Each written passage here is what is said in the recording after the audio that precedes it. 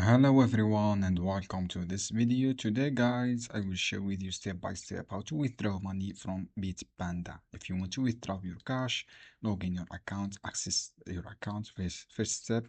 After that, go to your account as you can see here, enter your password and then choose this option, go to portfolio and then click on cash. After that, enter your method you want to withdraw, SEPA or cash, the wallet, for example, this one. And then enter your IBAN, your full IBAN and BIC and bank name, and then click create one.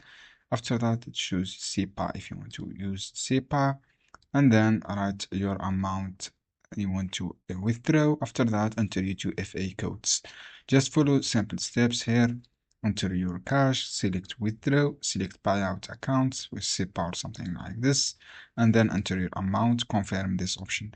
This is how you can do. I hope this guide helpful for you. Don't forget to give like and share this